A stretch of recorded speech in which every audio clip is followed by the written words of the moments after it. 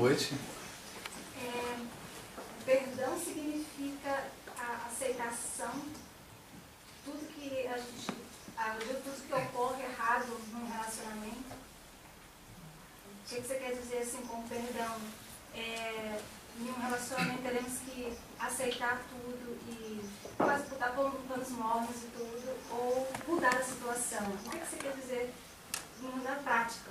O que seria o perdão na prática? Como é que é seu nome? Renata. Renata. Fica mais simples da gente pensar no perdão quando nós tomamos como exemplo a figura de uma professora. Ela recebe a criancinha com 6 anos, 7 anos de idade. E a criança começa a ser alfabetizada. Ela está aprendendo a ler e aprendendo a escrever. Então essa professora ensina uma letra, pede uma sílaba, pede para a criança ler ou escrever. E no primeiro momento, a escrita da criança é muito ruim. E o que ela faz? Ela se torna intolerante com essa criança. Porque se ela for intolerante, ela cessa o processo da educação. Se ela falar assim, menino, a sua letra é horrível. Você tem um QI abaixo de 0. Você nunca vai aprender. Ela está condenando com a sua intolerância essa criança ao analfabetismo. Então o que faz ela? Ela perdoa a letra feia, ela perdoa as sílabas mal faladas, mas ela coloca toda a sua doçura e toda a sua energia para que a criança aprenda. Então ela investe toda a sua alma no aprendizado da criança. Essa é a parte dela, porque tem a parte da criança. Ela pode fazer de tudo, e a criança pode fazer de nada. Esse é um trabalho, então, de parceria. No perdão também. O perdão é aquela tolerância que a gente doa.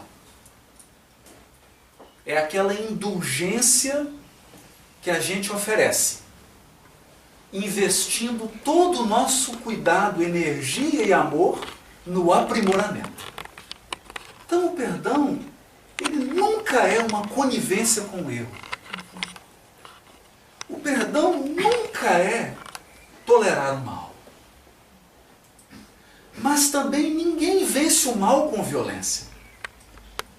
Porque se Deus fosse intolerante conosco, Renata, seria um massacre aqui agora. Vamos pensar nisso. Se Deus viesse a nós de forma intolerante, se Deus chegasse agora, tocasse em você e falasse, Renata, é agora. Você tem que ser um anjo agora. É agora ou nunca. É nunca.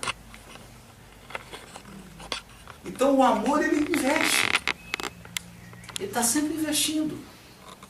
Sempre investindo. Investindo no crescimento do outro. Mas tem um outro aspecto aqui do perdão. E é sempre assim com a luz. Quem oferece a luz é o primeiro a ser iluminado. Que quando eu ofereço um perdão para alguém, isso não representa a isenção desse alguém de responder perante a lei. Entende? Eu posso ser casado com você. E no nosso relacionamento, você, ao longo dos anos, me doar tudo que você tem de bom. E eu só te oferecer tudo que eu tenho de ruim. E você me perdoa, me educa, diz onde está meu erro, tolera, põe toda a sua força para me corrigir. Mas a minha teimosia, a minha rebeldia impede que eu absorva o amor e a luz que você está me dando. Você se libertou. Eu tenho uma experiência pela frente. Um casamento de muito sofrimento me espera. Não com você. Não com você. Porque a vida é uma lei de plantio e de colheita. E todos nós colheremos o que estivermos plantando.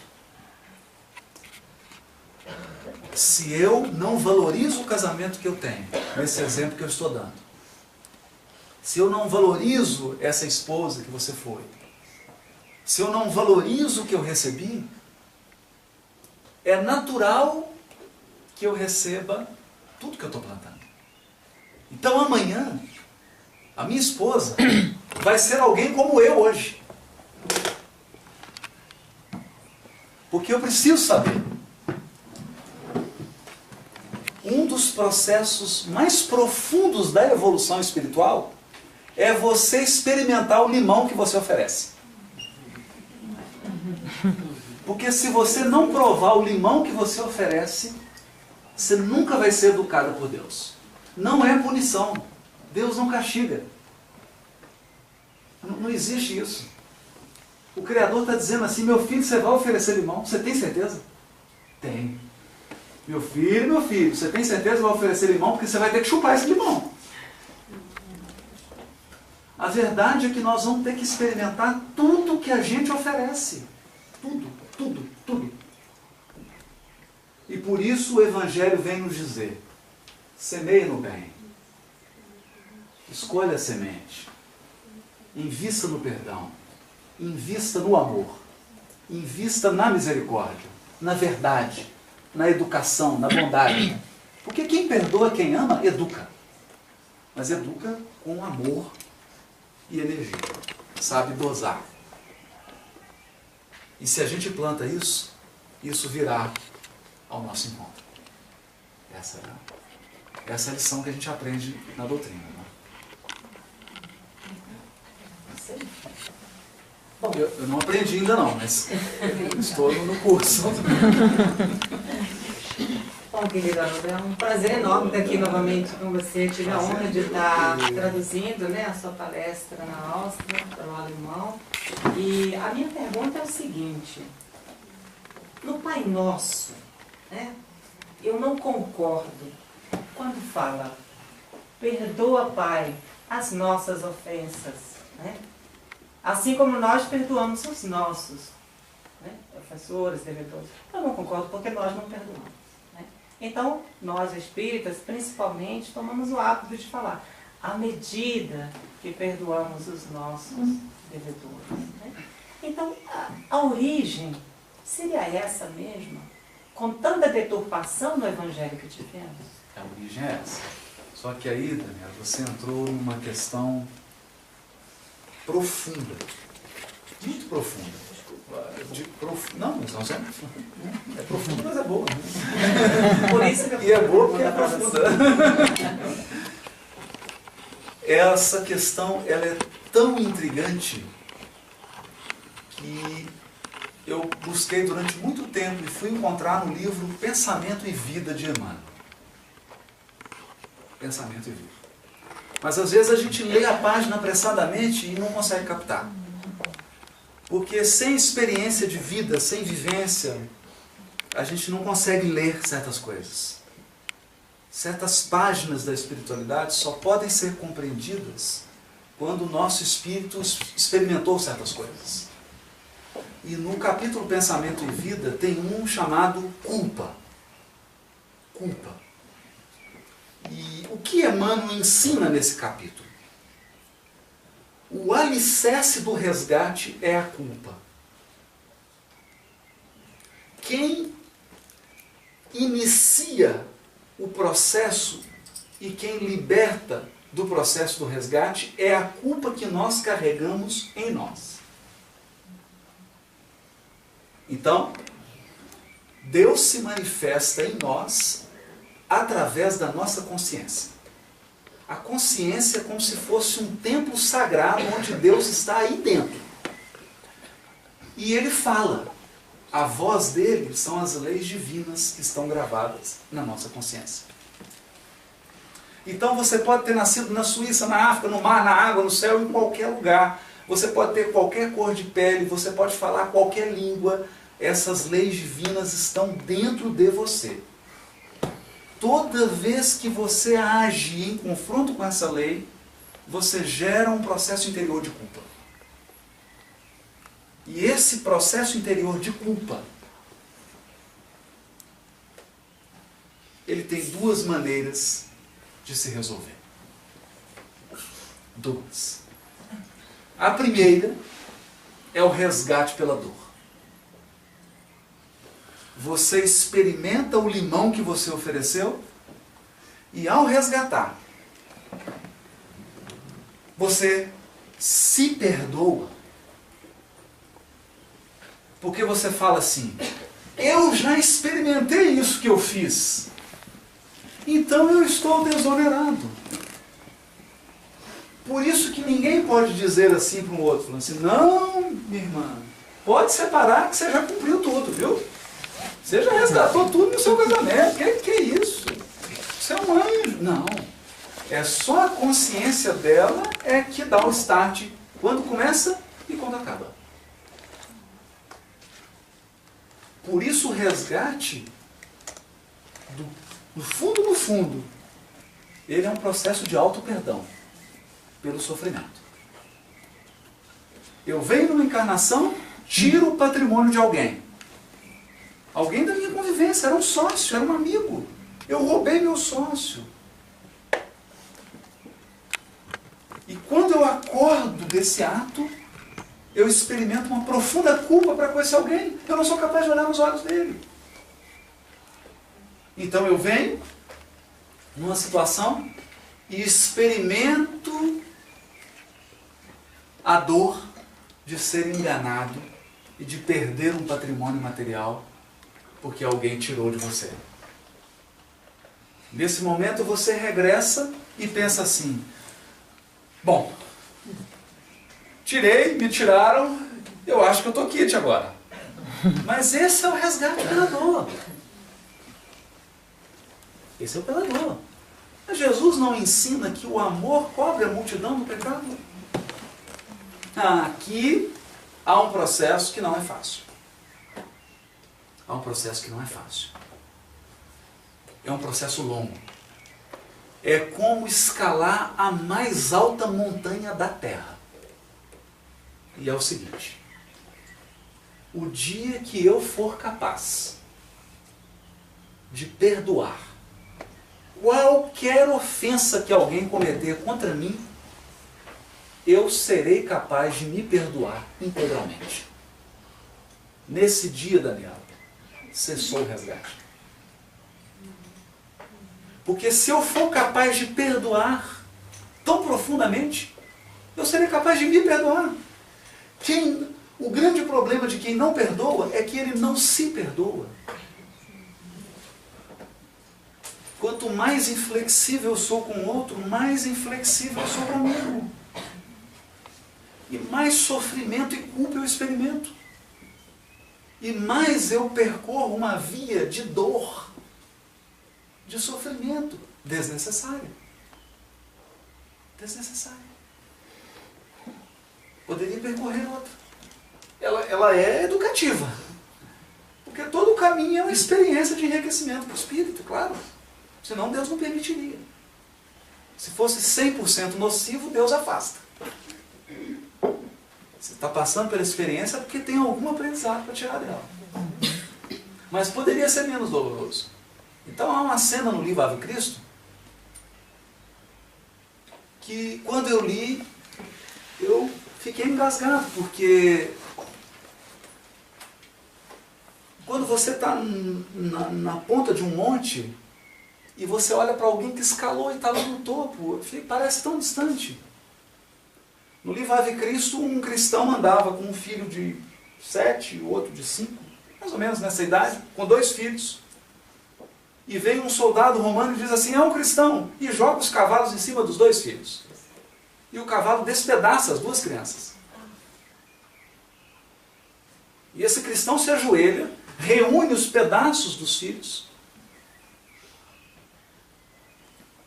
E quem tem um filho aí, o coração fica apertado, ele ajoelha e faz uma prece a Deus pelo soldado.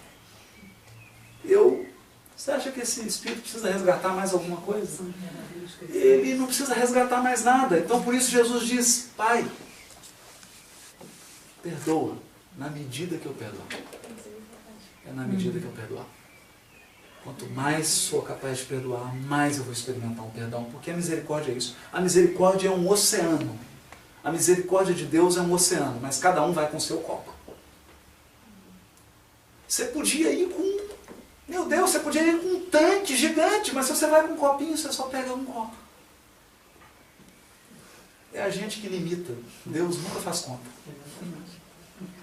Muito obrigada.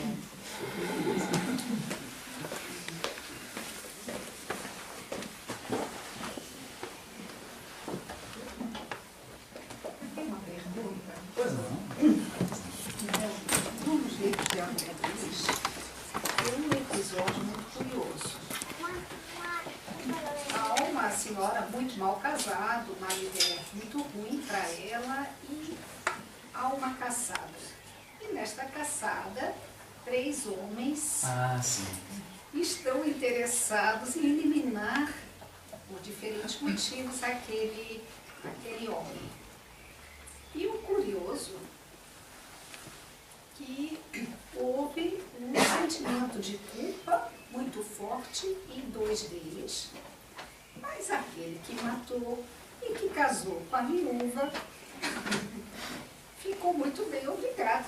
Foi um ótimo marido, um ótimo administrador do patrimônio e foi sempre uma coisa assim que me interpelou. Pensando como... Você estava falando da culpa e eu me lembrei dessa história. Esse livro é o livro E a Vida Continua. Foi filmado, inclusive, né? Mas tem um detalhezinho desse livro. Tem um detalhe muito importante. Porque depois que eles fazem essa atrapalhada que parece uma novela dessas mais complicadas, o que é um caso impressionante. E a vida é assim, como que as pessoas se encontram, umas cruzam o caminho das outras, fazem uma atrapalhada sem fim, e você fala, meu Deus, como é que vai resolver isso? Aí chega no mundo espiritual, esse aqui nasce aqui, aquele outro nasce aqui, esse recebe como filho que matou, porque o patrimônio que ele tirou ele tem que devolver, e acerta tudo. Aí tem um detalhe. André Luiz pergunta, mas isso aqui não está totalmente resolvido. Essa encarnação,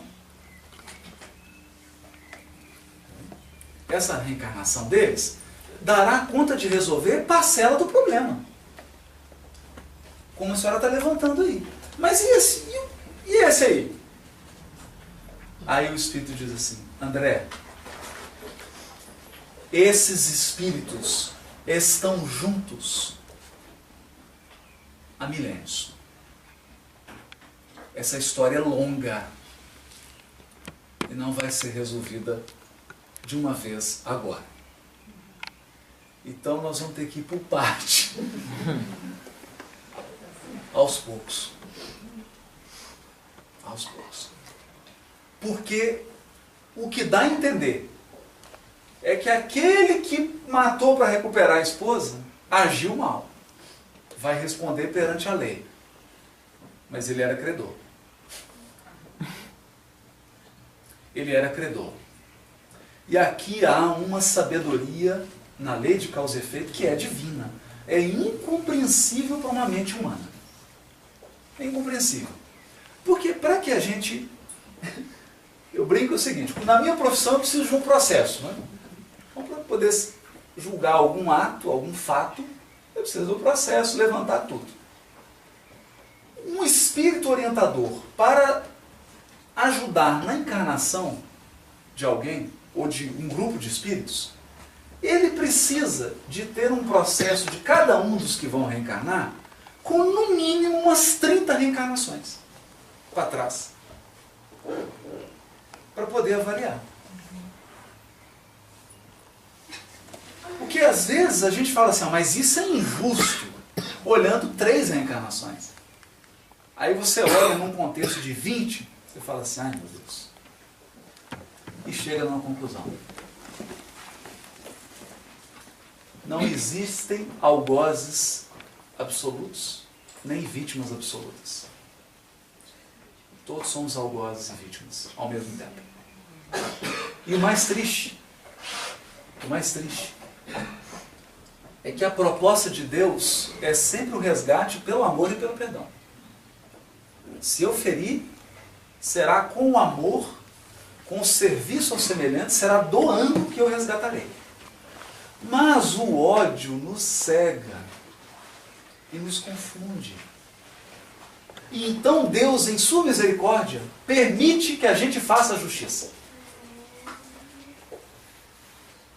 Só que tem um probleminha. Eu venho numa vida com o meu grande amigo, o Pedro. Aí o Pedro me dá um prejuízo, rouba todos os meus bens. Meu amigo querido, meu sócio, e vai embora. E eu falo assim, eu não perdoo. Eu quero esse Pedro aqui do meu lado. Quero fazer justiça com a própria mão. Mas eu estou me escravizando a ele.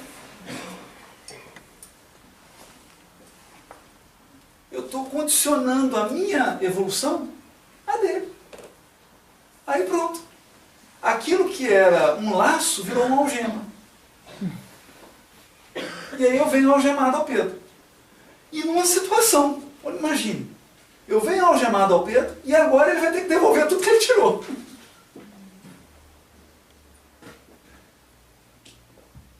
Mas para ele me devolver tudo que ele me tirou, eu vou ter que experimentar todos os defeitos dele.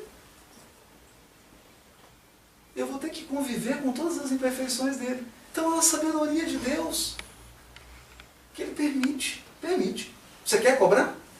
Você quer ir lá cobrar? Pode ir. Pode. Se você quer, vai. E aí o que acontece? Acontece assim. Os espíritos estão há 20, 30 reencarnações. Uma hora um bate, outra hora o outro bate. Uma hora um bate, outra hora o outro bate. Aí a gente vem, analisa 3 vidas e fala, coitadinho, esse aqui apanhou. Ele fala, mas já bateu 10 vezes. Está parecendo um jogo de futebol. Um faz o gol, o outro faz outro gol.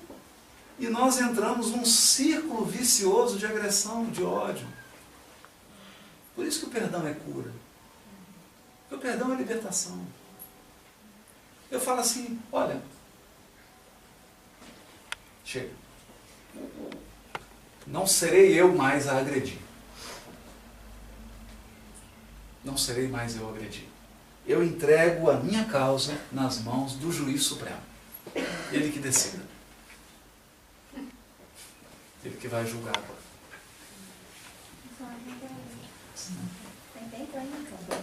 Uma pergunta. Pois não. Sobre perdão.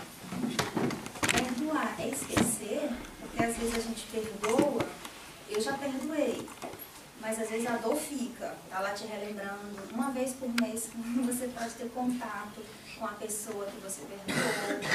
Então, foi perdoada, você gosta, você tem relação, mas perdoar é esquecer, a dor fica. Foi perdoada ou não se perdoou? Quando não se esquece. Querida, a memória do Espírito é eterna. Então nós nunca vamos esquecer nada.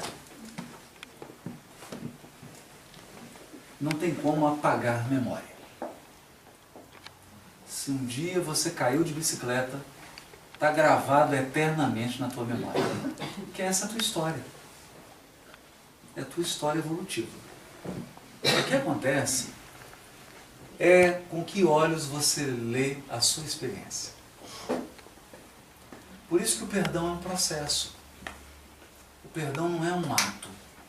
O perdão não é chegar num interruptor e falar assim, está perdoado. Não. O perdão é um processo. E ele é um processo porque o fato está sempre, estará sempre na tua memória. Mas à medida que você cresce em experiência espiritual, à medida que você se ilumina, você olha com generosidade para a tua vida. Você olha com generosidade para as pessoas que Deus colocou no seu caminho. Então você fala assim, olha, mamãe errou mesmo. Errou. Ela fez isso, mas... Pensando bem, olha a situação dela. Então você passa por um processo em que muda o teu olhar. É o teu olhar. A Rosa vai estar aqui para sempre. Para sempre. Só que no início do processo do perdão, você olha com raiva. Aí passa um tempo, você olha com pouquinha raiva. Passa muito tempo, você olha, a raiva está pequena. Você está vivendo o processo do perdão. Vai chegar um dia, você vai olhar e vai falar assim, meu Deus, é a minha experiência. Eu sou grata por essa experiência, porque olha o que ela me fez crescer. Olha o que ela me fez crescer. Então você passa a olhar com gratidão. Com gratidão. Por essa razão, o perdão ele está muito ligado à gratidão. E por isso que ele é difícil. Porque ele exige uma releitura do passado. Releitura. Não é exatamente o que nos aconteceu, mas é como eu interpreto o que me aconteceu. Nós dizemos isso porque se fosse eu que tivesse sido crucificado lá, eu estaria aqui me fazendo de vítima até hoje. E Jesus volta, abraça Judas, abraça aquele que furou ele com a lança, Longinos. Está lá no Brasil, Coração do Mundo, Padre do Evangelho, é Dom Pedro II. E Jesus recebe ele e fala, Longinos, meu filho, agora que eu preciso que você faça uma missão. Quer dizer, o olhar de Jesus para toda aquela situação, para nós é que dor, não, crucificou, nossa, está doendo, prego, estou com sede. A nossa leitura é uma leitura de... que a gente, como é que fala? A gente faz um sofrimento ficar muito grande. Às vezes maior do que ele é. E o olhar de Jesus é o olhar do Espírito puro. É o olhar do Espírito puro. A gente vive isso. Não é tão difícil, não. Eu lembro quando fui levar meu filhinho de agora de 6 anos para fazer tratamento de canal. Não, tratamento de canal, você imagina. E ele falou assim, vai doer, pai? Eu falei, vai, filho. Não vai ser bom, não. E ele ficava desesperado. Mas eu já fiz. E eu sabia que ele tinha que passar por aquele processo. E que depois que o tempo transcorresse, à medida que ele amadurecesse, o olhar dele ia ser outro. Se você hoje, com a idade que você tem, apesar de você ser muito jovem, olhar para o seu passado, aquilo que era uma grande dificuldade quando você tinha 15 anos de idade, você ri hoje. Você fala, meu Deus, se todas as dificuldades da minha vida fossem iguais às que eu tinha quando eu tinha 15 anos de idade. Porque, na verdade, nós nos fortalecemos. Né? Por isso que tem aquela prece bonita, que fala assim, oh meu Deus, tira a minha cruz, me torna mais forte. Me torna mais forte. Porque uma cruz é pesada dependendo de quem carrega. Pode colocar uma cruz num ombro de um gigante, não pesa nada. Então, quando a gente se fortalece, a gente vai vivendo esse processo. O perdão é um processo. É um processo. E às vezes a ofensa é tão grave, às vezes a ofensa é tão profunda, que você demora 1000, 2000 anos para experimentar todo o processo do perdão. Não é para desanimar, não, tá?